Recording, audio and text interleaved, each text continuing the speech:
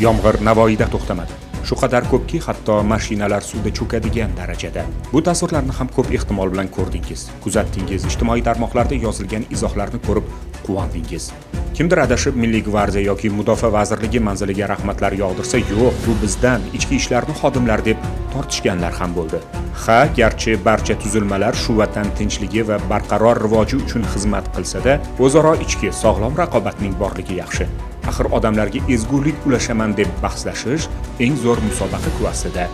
Shu maqsadda ishga kirishgan Navoiy viloyati ichki ishlar boshqarmasi tezkor vazifalarni bajaruvchi safarbarlik otryadi xodimlari ham fuqaroning mol-mulki va hayotini xavfdan saqlab qoldi.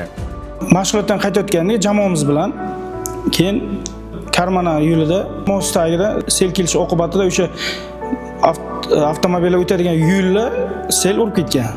Bitta Labo va bitta Damas avtomobili o'sha suvda qolib ketgan. Bittasida Damas ichim to'la yuk, Laboda ohak 20 xalta ohak yuklangandi. Hech narsaga qaramasdan biz insonlarga yordam berishga kirishdik. Barcha kuch vositalarimizni ishga solib va qo'limizdan kelgan hamma ishni qilib, ularni o'sha avtomobillarni suvdan olib chiqib, qurilmaga olib chiqib, hamma yordamimizni ko'rsatdik.